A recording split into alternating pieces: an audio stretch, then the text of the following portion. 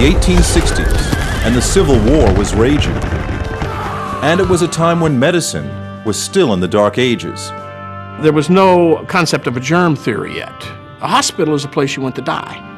A young woman, Ellen White, had a vision, she claimed from God, for a new understanding of health and healing.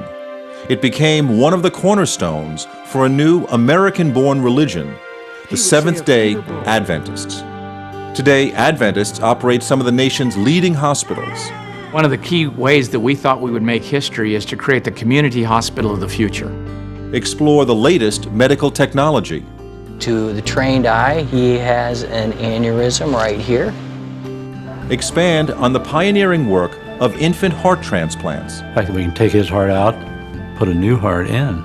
There's something miraculous about all that. Practice a body, mind, and spirit approach to health and healing. Even the curriculum in medical school is changing to incorporate a more holistic view. And the irony is that Adventists, who believe in the near end of the world, are now among the healthiest and longest living people on the planet. Well, I'm 98 years young. They live anywhere from 5 to up to 10 years longer. It's pretty exciting.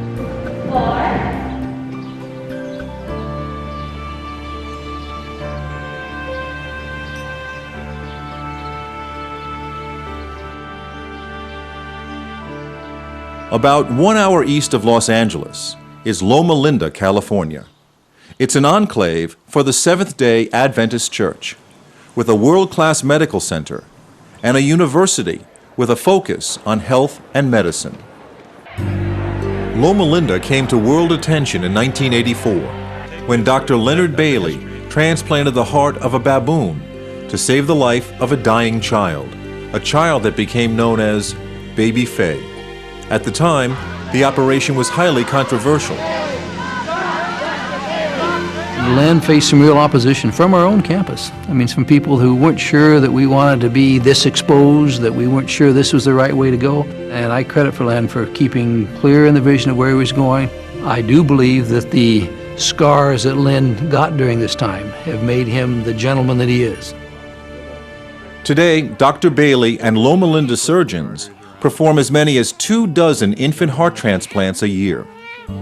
But Loma Linda and the wider Adventist community are making headlines again. There are about 1 million Adventists in the United States, and as many as 100,000 of them have been the subject of a number of long-term studies, supported mostly with federal funds, to understand why Adventists seem to enjoy a longer life expectancy. Established that only about 10% of how long we live is dictated by our genes. The other 90% or so is dictated by our lifestyle.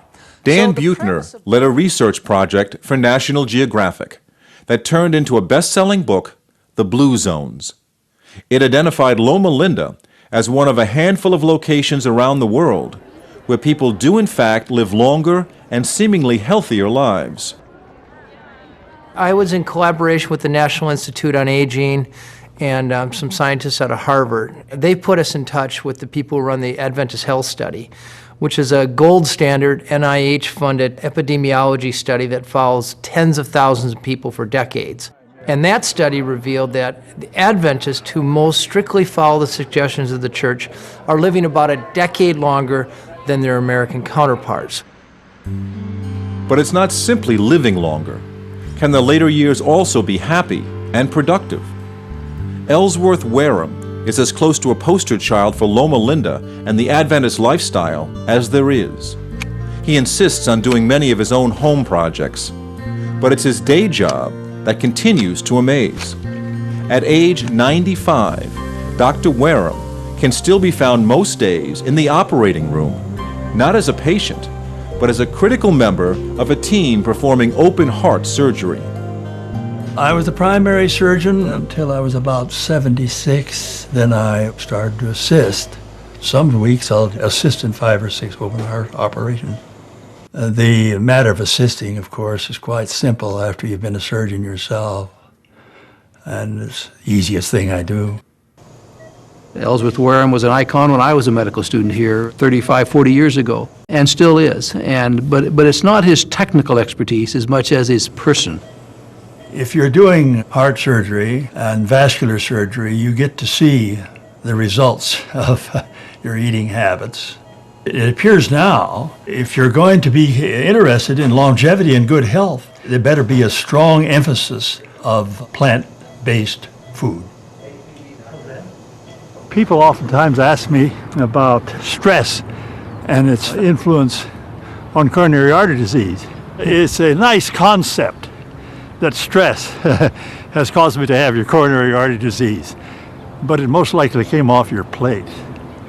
It is pretty accepted now in the medical community, with all of the body of scientific research that has been looking at Adventists, that they live longer than their peers. They live longer than the people who are living in neighboring towns, and even people living next door to them.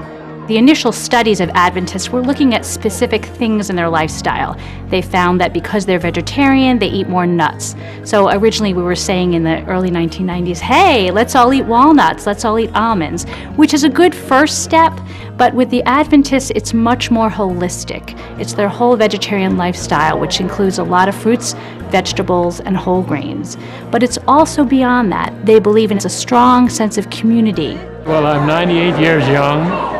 I am blessed because I have a church family. Well, I think we're content. I think contentment means a lot. 6, 7, give me 4. Out. They believe in exercise. 4. Great. I come 5 days a week. I don't eat meat. I haven't for close to 40 years. I am over 70, so well over 70, so that's as close as you're going to get. When you get around people that don't smoke and don't drink, you just get a different frame of mind. We have a number of people who come for proton treatments, and they come, while they're here, the 3 months or however, they come regularly, many of them. Proton treatments for people mostly suffering some form of cancer who come to Loma Linda. They stay for a month or longer for daily treatments in the proton accelerator, a revolutionary process that splits the atom to more precisely target cancerous growths. It's one of the paradoxes within the culture of Seventh-day Adventists. For on one end of the campus is the church, for a religion founded by a 19th century woman, Ellen White, a religion that by its own description is rather conservative, with a traditional biblical understanding of creation, and a firm belief in Advent, meaning coming, and in this case, the imminent second coming of Christ. Yet, across the same campus, Seventh-day Adventists are on the cutting edge when it comes to medical science and holistic health. I think what makes Loma Linda so unique is this attempt to ride the line between both faith and science, in which we actually see faith as complementing, directing, and strengthening science, not as something we're trying to put back or leave behind. Love one another, care for one another, forgive one another, support one another. It is all the way through the New Testament. We take the Bible very seriously. I think that we are conservative as far as most people are concerned. We have a lifestyle that is conservative, not as conservative as it once was. Most people, when they hear about Adventists, have the foggiest notion of what an Adventist is. I have to admit, I'm pretty ignorant about Seventh-day Adventist Church. I have heard of them, but I don't know their backstory at all. I don't think I have a clue. We identify ourselves as Christians. We identify ourselves as Protestants. I've heard of them. I don't know what they stand for. Adventists don't drink alcohol. They don't smoke. Are you a Mormon? Are you the people that come knock on the door with the watchtower? No, we're not Mormons. What do you believe? Well, we believe that Jesus is coming again. So I think they follow the Jewish tradition in saying that Saturday is the Sabbath. We've been described as a people, ironically, expecting the soon return of Christ, and yet who are known for doing all sorts of things to try to improve life here and build it up in a positive way. That sense of building in a positive way is even more ironic, considering Adventists grew out of an historic event more than a century and a half ago that came to be known as the Great Disappointment.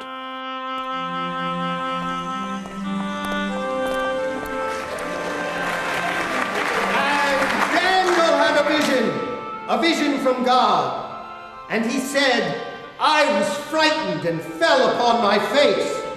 But he said unto me, understand, O Son of Man, your wisdom belongs to the end of time. In the mid-19th century, a Baptist preacher, William Miller, traveled the country preaching that the second coming of Christ was close at hand. Tens of thousands believed he was right. The pivotal text that William Miller centered his apocalyptic lectures on was Daniel 8:14. Unto 2,300 days, and then shall the sanctuary be cleansed. Cleansed! And he thought the sanctuary was the earth, and it would be cleansed by the fires of the second coming. Miller's followers determined the cleansing would come on a single date, October 22nd, 1844. One of those who came to hear Miller speak was a young woman, Ellen White. And at that time, Ellen White, my great-grandmother, and the whole family went to hear him. They were all impressed.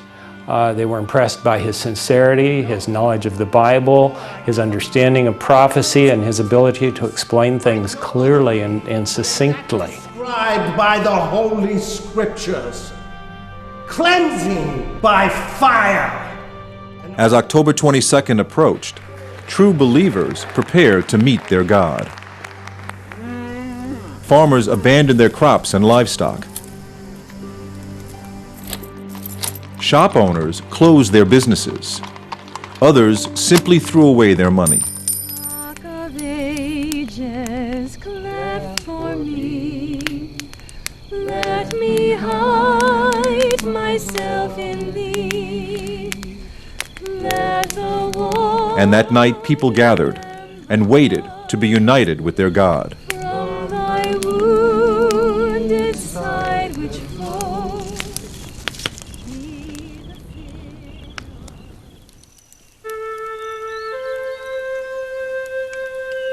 But the next morning, Ellen White and the others awoke to a world unchanged.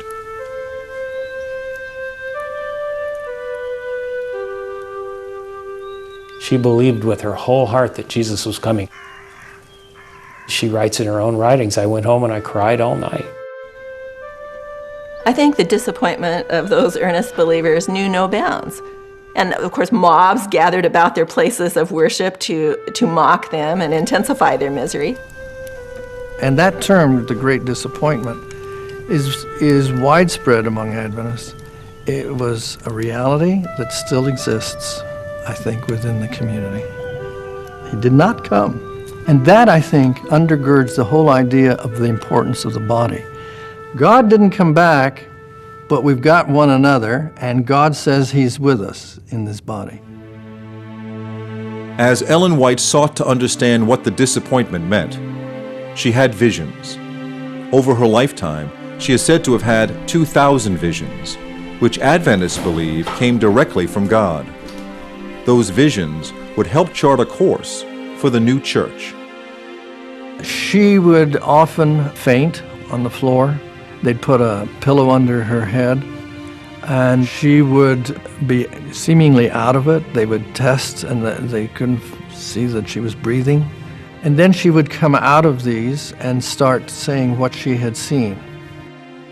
In 1863, she had what is known in my circles as the comprehensive health vision that outlined a deeper commitment and to bodily health and an understanding of the close relationship between bodily health and spiritual wholeness.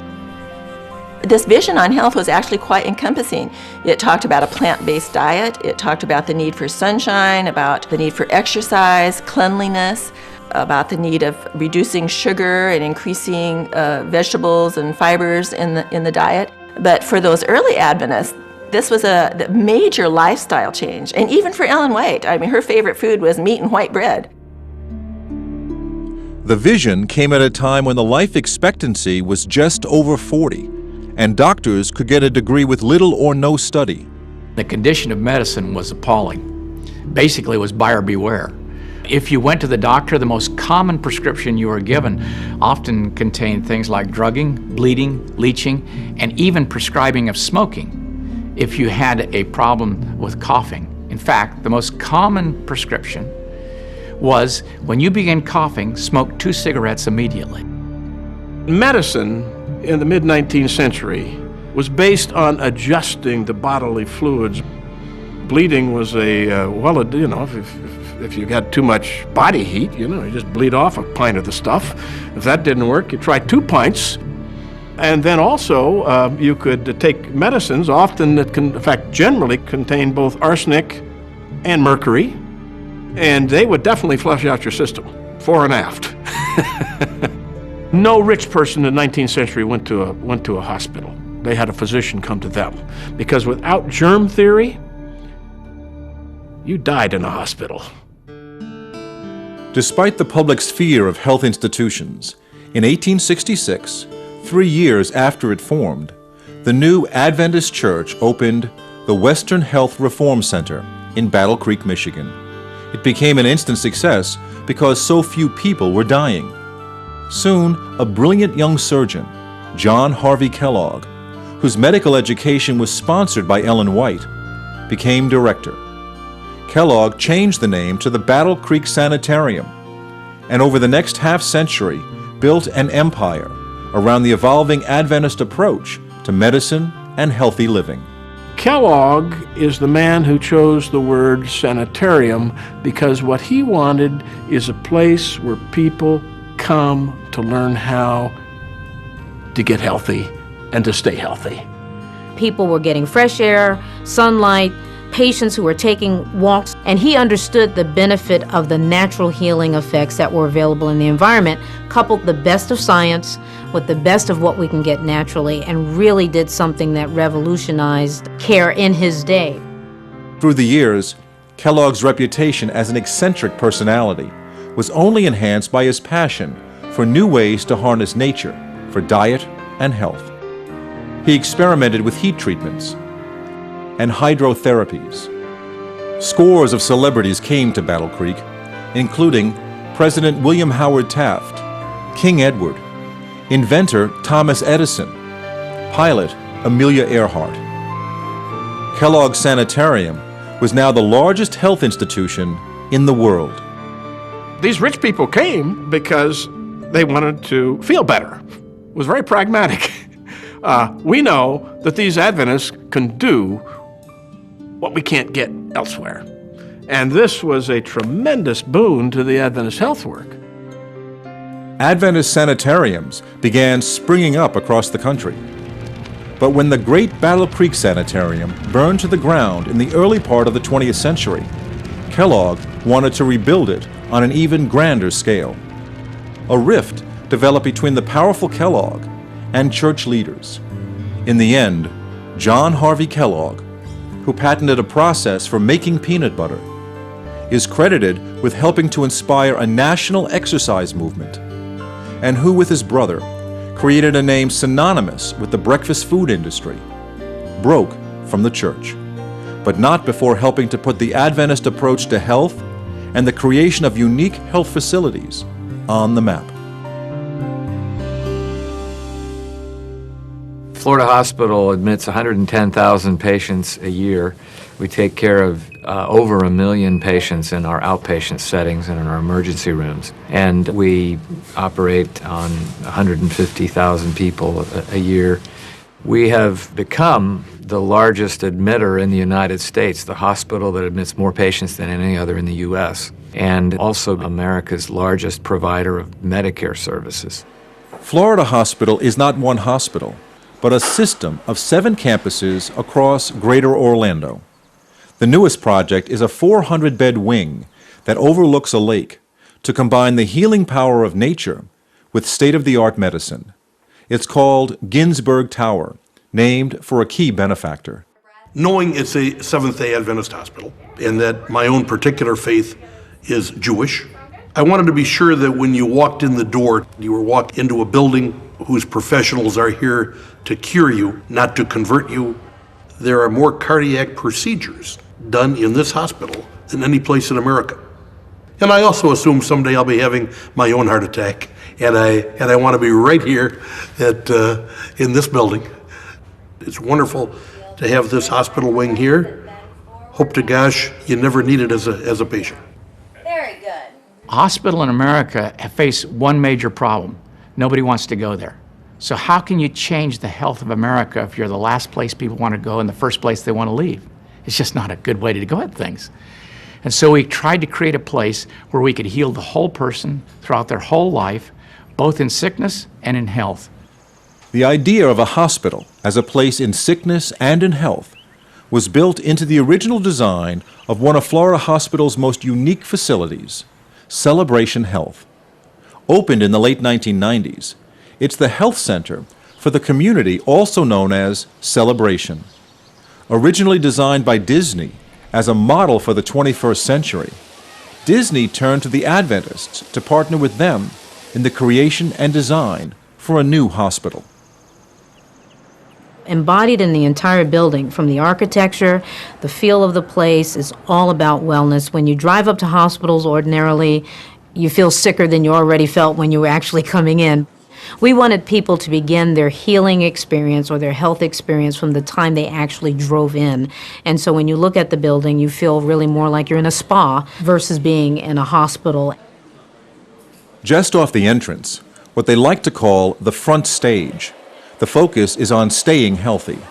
There is a pool and a fitness center used by hospital patients, doctors, staff, and the wider community.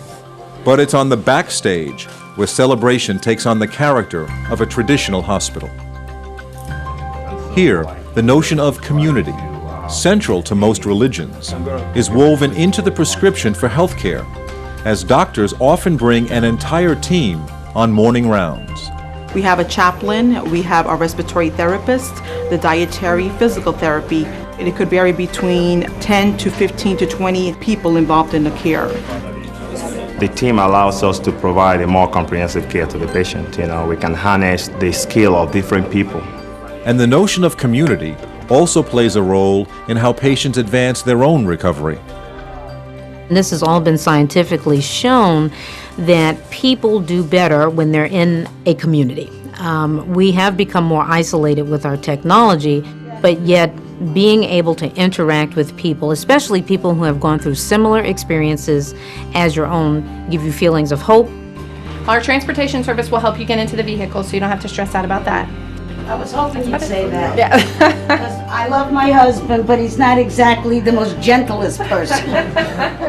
When you see somebody who's had more extensive work than you have, and they're working twice as hard and not getting anywhere near like where you're at, you'd be embarrassed to not do something about it.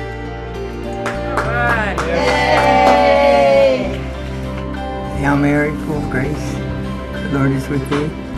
Blessed art thou among women, and blessed is the fruit of thy womb, Jesus.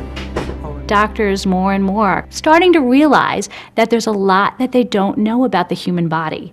There's a lot that they don't know about healing. And I think that is where, spirituality comes into play. They know that if a patient feels connected to other people, that helps in their healing. But they don't understand, well, what is the actual mode of action? What's that doing to the immune system? And that makes them a little nervous. They want to always know exactly how everything works. Maybe it's okay just to know that what it does makes that person feel good, relieves their stress, and that's enough. Linda Lynch is a chaplain at Florida Hospital. In a system that believes in the connection between body, mind, and spirit, her domain is the spirit, primarily for women and infants. It means she works with many of the expectant mothers. I think one of my primary roles is to put them at ease, to come as a spokesperson for the hospital, and in my mind, more than a spokesperson for the hospital, a spokesperson for God. And so my presence, hopefully my manner, is just to lend to the beginning calm so that they can begin. Tonight, Yolanda Robinson is about to give birth to her third child. He has gloves on and a gown on. At least gloves, but a gown or two. He's coming. You can push whenever you're ready. That's it, darling. Push hard in your bottom. That's the push. Good push. Good push. Good. Keep pushing. Come on, one more good one. Great. One more good one. Oh, he's coming, cuz. Yes, he is. Perfect. That's it, darling. Keep going, keep going, keep going. There he is. All right. Right there. Oh, hey, man. You auntie, come back. Oh my God, get him. I'm trying so hard. Hey, handsome. Hello there. Welcome to our world. This really is a precious moment for every mom. If the mom is strong, if the baby is strong, they're leaving shortly, in less than 48 hours.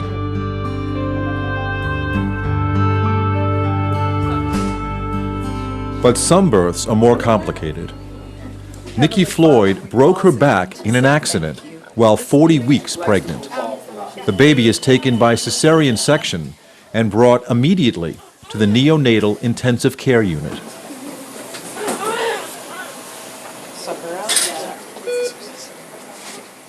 When any of us see suffering in a child, it calls forth from us questions about what it is to be human. It calls forth our helplessness, our vulnerability to see the tiniest, most fragile human beings still as works in progress.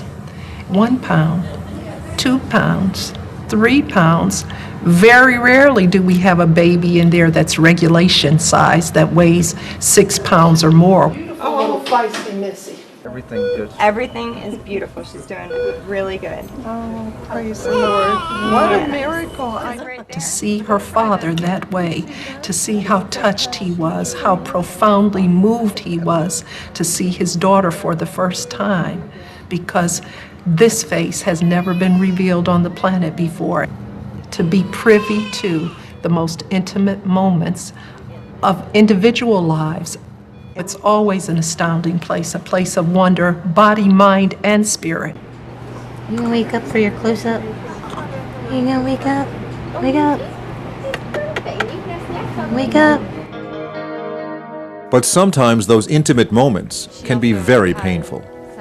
A generation after baby Faye, Dr. Leonard Bailey oversees an intensive care unit where infants are waiting for heart transplants. While the procedure is never routine, the problem now is not expertise, but available donor hearts. So in the intensive care unit are both success stories and stories where the outcome is still uncertain, as 1 in 4 will die waiting for a donor heart. 7 years ago, Dr. Bailey transplanted the heart of Gael. Because of that operation, he is alive and well today. Someone changed my heart. Someone fixed up your heart? You know who is the doctor changed your heart? The Dr. Bailey, yeah. Today, in an extraordinary turn of events, Dr. Bailey and his team will operate on Gael's 5-month-old brother, David, who is now in desperate need of a new heart, a heart that has yet to be found. And this particular baby has kind of reached the end of his rope. David has begun to die by degrees now, and unless we can extend his waitless time a little bit, I'm afraid we're going to lose him. Too many people say that this happened to us before. It's more easy, but really, it's not more easy. Every day he fights for his life. He's a fighter. How do you hand your baby over and then turn around and walk away? This is the day that they may be saying goodbye to their baby. Early in the operation, they did almost lose baby David. He is right on the edge. When you saw your kid, your baby is fighting every day for his life, he tried to tell me, please don't stop. Please don't be sad because I am fighting. We never give up. We never give up.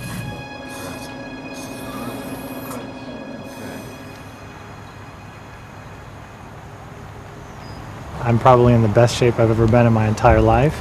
I run probably between 30 and 40 miles a week. I bike I stay fit, I go to the gym, I watch what I eat.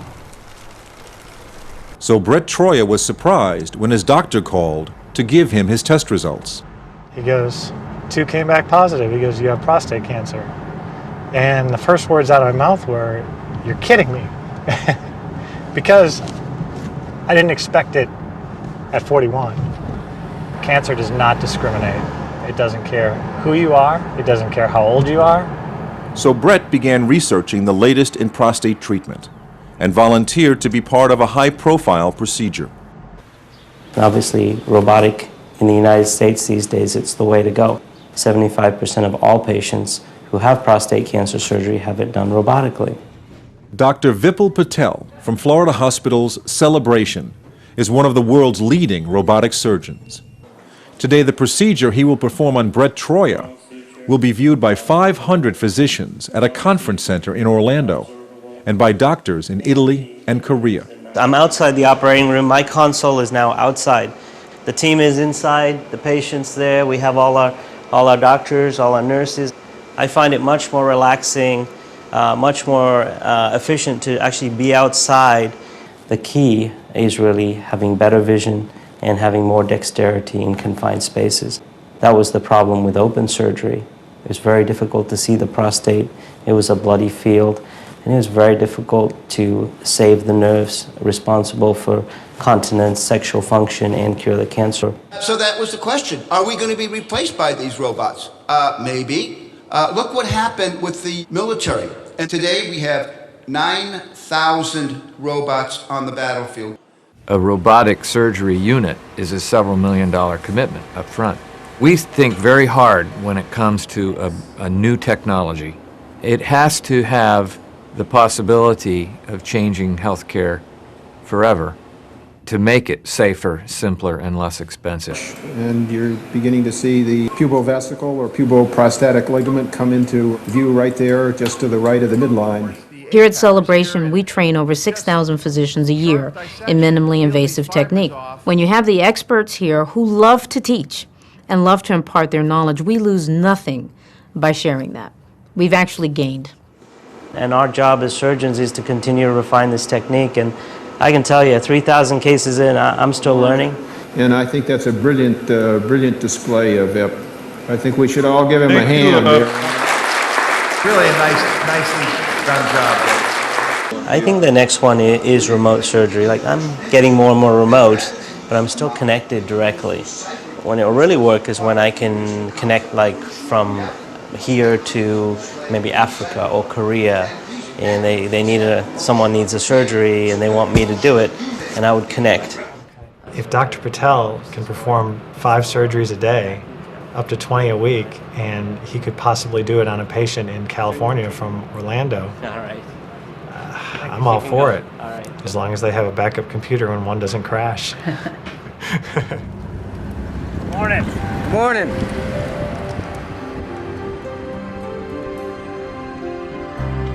As you can see, we can go from skin, we can get some of the muscle, right down to the vascular system in the bones. And we'll cut the head off, and we'll lower him down like so. This area right here, we have an aneurysm, so we can click that on, make that our center point. We go ahead and hit cube view, and there's your aneurysm right here. Everything that I just showed you there, we did probably in less than 30 seconds. Normally that would take 6-7 hours and a couple of angiograms. And this patient's probably back at work or at home right now. Today, breakthroughs in medical technology take on many different forms. By combining a working knowledge of anatomy, computer software, and animation, Tom Krakis is able to provide doctors with a 3-dimensional, non-invasive way to detect and solve more complex problems. Your CAT scan, when it circles around you, it takes a slice out and turns it sideways, like a loaf of bread. We have multi-slice detectors on these scanners, so when it goes around once, it actually cuts you 64 times. The computerized technology allows us to render this 3D image. From a single workstation, Tom Krakis is able to post his discoveries on a computer network that serves the 6 hospitals and 50 locations that form the Adventist Kettering Health System around Dayton, Ohio. At the turn of the previous century, Charles F. Kettering was one of the most gifted inventors. He had more patents to his name than anyone else other than Thomas Edison. Innovation in technology is an integral part of what Charles F. Kettering was all about. He was always looking for answers to problems that technology could solve. This patient is about to benefit from advanced imaging. He has an aneurysm of the aorta that can be life-threatening. And if it suddenly ruptures, he's going to lose all of his blood into his belly in a matter of a few minutes. And more than half the time, he'll just die on the spot before he can get medical care. Well, the only way to treat this before we head to the angiography suite would be to just open him up and do a major surgery. That would have a large incision. It would take weeks, maybe months to recover from that. And if we can do this all through just a catheter, you could actually go home later today. That's pretty amazing. William, we're going to take a picture. I need you to not breathe. Hold very, very still. But before the procedure begins, Dr. Schwartz maps out his strategy with the use of 3D imagery. With the 3D modeling, it really helps us plan what to do with the patient, and a lot of times it can cut down on other procedures and unnecessary work. I have physicians that tell me when we do the 3Ds, they are excited because they can now be far more precise. And when you see them concentrating on that image, their foremost element of mind is you do no harm. Here's your diameter just beneath the renal. Save that. So what he's doing directly impacts the care of a patient and what decisions the physician's ultimately going to make about their care. We could be better than that. It's fun and you're helping people. It's great. The unfortunate thing about heart disease, and with the majority of patients I see, that this could be completely prevented with proper education and changes to lifestyle. When patients come in and I start talking to them about their lifestyle, at first when I go in and talk to them, the first thing I say to them is, I won't ask you to do anything I don't do myself. And they breathe a big sigh of relief, thinking, oh, that won't be so bad. And then I start telling them that I'm a vegetarian, and I run 6 miles at least 4 days a week. I don't smoke, I don't drink. For physicians, the technology and the rate of information is just so fast that it's almost impossible to keep up. And so if people ask me, do you want to choose someone who's very technically competent and very up-to-date, or someone who's compassionate, I say, I want both. Because if you're committed to the patient, you're going to read up on the latest technology and how you can provide that in a skilled way to the patient who needs that. You know, when you're a doctor, you touch people when they're hurting, and you have an audience that really needs hope and healing and good news. Someone to care, someone to help them feel better. Anytime you touch a patient's life, it's sacred. Life is sacred. I think the work is sacred because the work takes as its fundamental premise this idea that every human being matters. Every human being is sacred, has rights to care, rights to compassion and generosity that human beings are capable of. Why do those rights exist? They exist because we believe that God regards every human being as having sacred value. On the other side of the Kettering campus is the church, where people gather for Saturday Sabbath worship. By embracing the seventh-day experience of the Sabbath, we exhibit our solidarity with the original testament of Scripture and with the heritage of the Hebrew people. So what happened was Adventists became convinced that the right day for Christians to keep was not Sunday, the first day of the week, but the seventh day of the week. Sabbath would be an affirmation of creation. God rested at the end of creation and that enjoyed and took delight in what He made. That means the world is good, it's valuable, it ought to be affirmed and cared for. God's plan of 24 hours of sacred time is absolutely necessary for the human to fully thrive.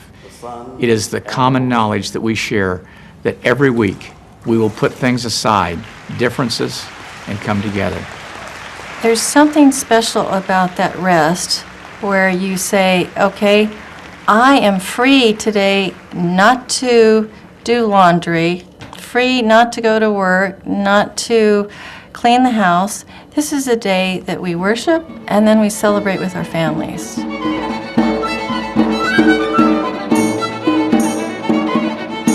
At this church and a growing number of congregations, a faith community nurse uses the day of gathering as an opportunity to provide health programs or simply take the pulse of their parishioners. In the past, churches used to be the place of healing. That's where people would come for healing. Deaconesses in the early churches were the people that did healing and were concerned about people with health issues. And as the years went by, somehow the church kind of lost that focus on healing. So one of the things that faith community nurses do is try to have the churches reclaim that ministry of healing. Deep in our history is the whole concept that our bodies are the temple of the Holy Spirit, and they belong to God, and we ought to care for them. Plato famously said that the body is the prison house of the soul. And that notion that somehow the soul is an ideal and the body is somehow a case in which the soul resides, and that the relationship is kind of an unhappy relationship because the body pulls you down, that has affected the Christian tradition. We take the body to be essentially good. We may do bad things with it, but in its essence it is good. It is a gift of God. It may be related to another aspect of Adventist belief, and that is the fact that human beings are essentially physical. That is to say, there is no part of us, like a soul or a spirit, that lives independently from the body. So we are physical beings from beginning to end, and the future beyond death is a resurrection of the body. It's not an immortal soul that keeps on living. So once you've emphasized the body to that degree, then you begin to realize that taking care of the body is an extremely important thing to do. You had a birthday this month, didn't you? Yes, How old are you now? 91. 91. Okay. Are you on any blood pressure medication? No, No. Okay. you have to get older for that. Millie Mills is 92, and besides walking at least 3 miles a day, she has one more secret to a long life. I don't eat anything that has a mother. I think the Adventists are different when it comes to community in that this notion of a Saturday Sabbath sets them apart a little bit from everybody else. And because they're set apart, they tend to hang out more together. They tend to hang out with people with the same schedule and the same ideas. So this idea of eating a plant-based diet is reinforced. Ellen White also talked about that the diet that God gave Adam and Eve in Eden was the best. You didn't kill animals because there was no death, so you ate fruit, grains, nuts, and vegetables. Not much more than 4 decades ago, about 25% of Americans were overweight or obese. Now it's close to 70%. And most of that increase has been in the last 20 years. And the group that's actually growing the fastest is the morbidly obese. And by definition, that's people who are more than 100 pounds overweight. Dr. Heather Pena is a Harvard-trained physician at St. Helena Hospital in the lush wine country of Napa Valley, California. St. Helena is the oldest Adventist hospital, dating back to 1878, and in many ways it recalls the original sanitariums by combining a natural environment with healing.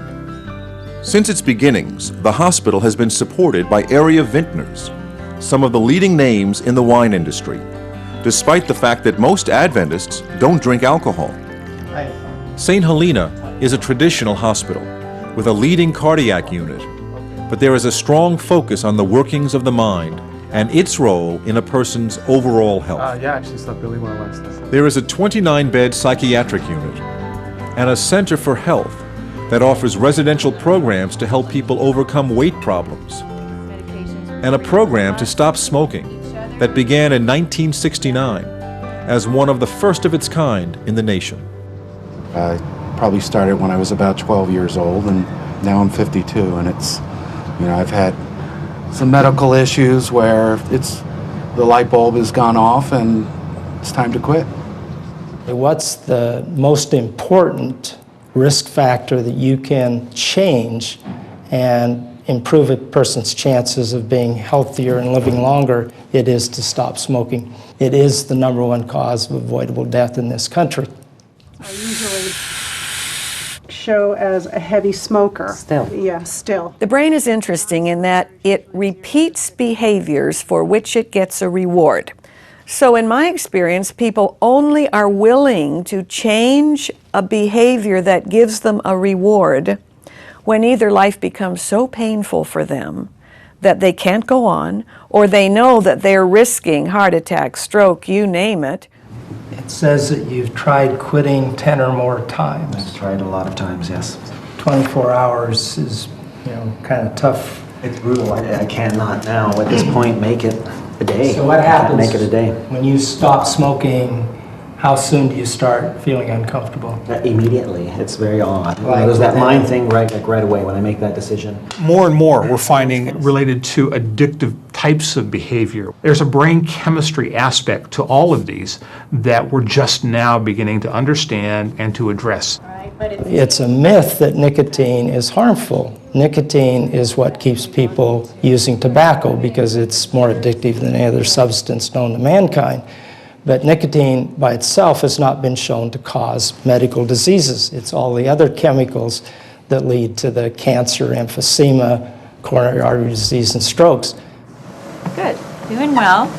Your heart rate just reached the first target. Okay. So we achieved that. And your electrocardiogram looks great, so you're doing very well.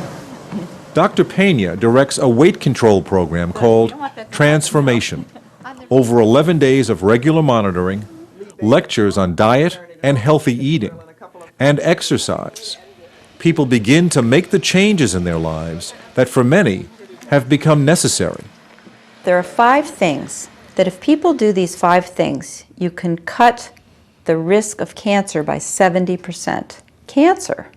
And those 5 things are to exercise regularly, maintain your ideal weight, eat more fruits and vegetables, eat less red meat, and to not smoke. Now, what percentage of Americans do all 5? 3%.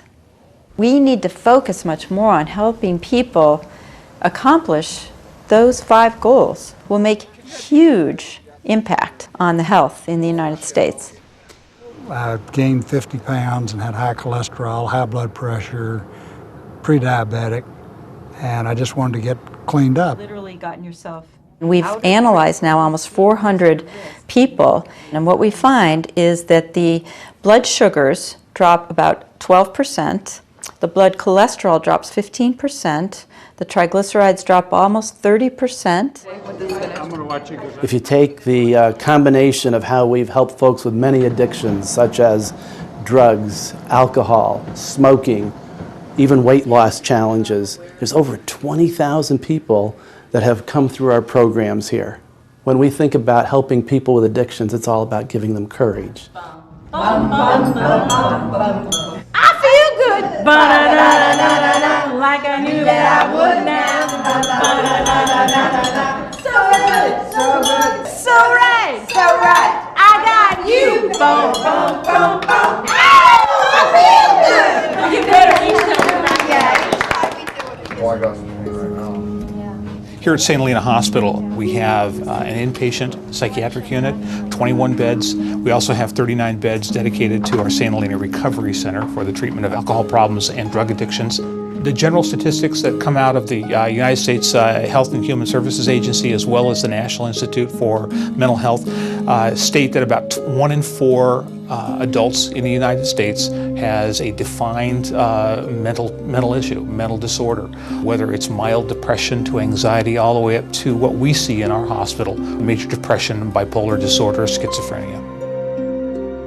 Mental health, I would classify it as a chronic disease with acute episodes. Very similar to diabetes. The mentally ill individual is coming into us with severe symptoms that we then manage on the inpatient unit, and then the expectation is that they'll work with their medications, that they'll go into therapy, they'll get additional supportive treatment in their communities to manage this chronic disease. There's still some feelings that there's a volitional aspect, there's a self-control aspect to mental illness. If the person would only pick themselves up by their bootstraps, and that's not it at all. These are really chemical reactions in the brain as an organ that are creating behaviors that folks have a hard time controlling on the outside. This is really a disease. Our goal is to get the person out of the hospital and back into a more normalized life. Treatment works.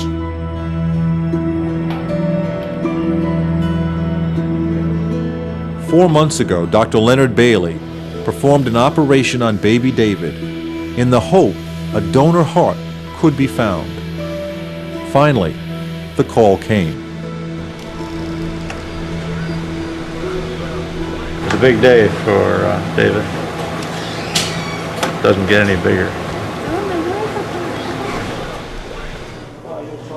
The infant donors come from either sudden infant death, or a lot of them do come from abuse, I'm sorry to say, in this country. And others come from innocent trauma. Every moment we're doing it, it's participating in a miracle in one way or another. Just the fact we can stop his heart and it'll start again. There's something miraculous about all that. Are you ready? Yes. Final. Here. The fact that we can take his heart out, put it in a bottle, and put a new heart in is yet another miracle.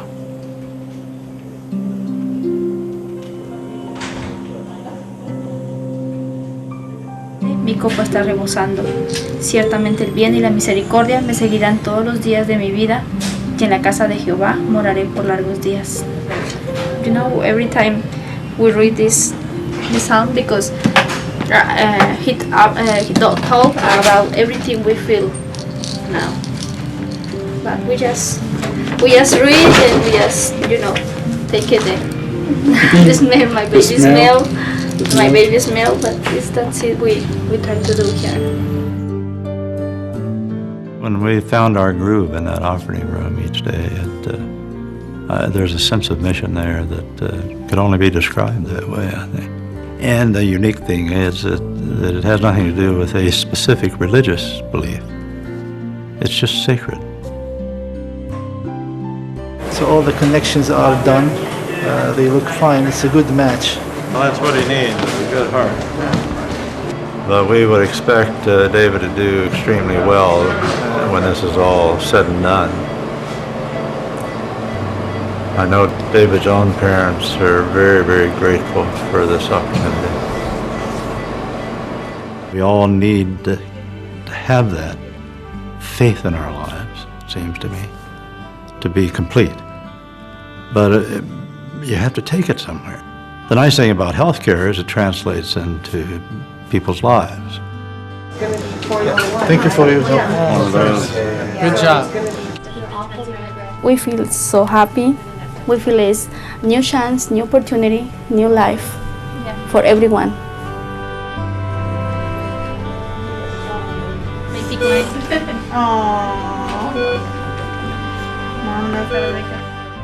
Religions nowadays really are trying to emphasize how important it is to stay healthy. I think there is that sense there that there's a higher responsibility. It's not just to self, it's to a higher being. When you see the body as a gift from God, and you take the responsibility we have as human beings to involve responsibility for the body, it has very revolutionary impact on how I see my day when I wake up in the morning. America is learning how costly it is to live life with disease. It's very expensive, not very much fun, and it diminishes the potential that people have.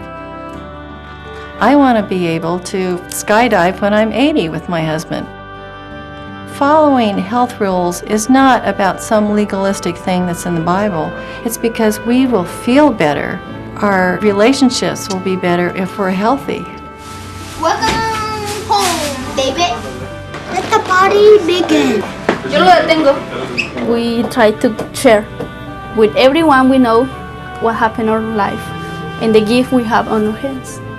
Advent gives the future a kind of hope, of meaning, of possibility. It gives the future, in spite of all the other problems we may face, something to hope for and look forward to. It says never give up. Ready? It's new. And it says never give up.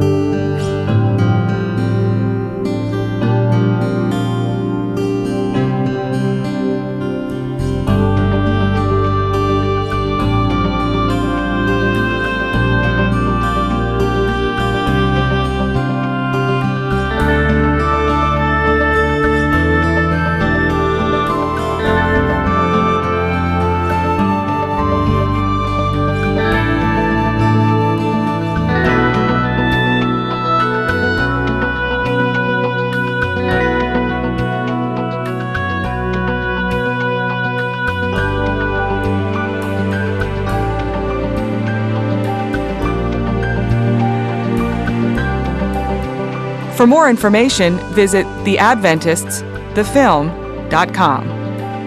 This program was made possible by a grant from South Central Nursing Homes, VersaCare, with an emphasis on health, dignity, and the search for knowledge, and the following: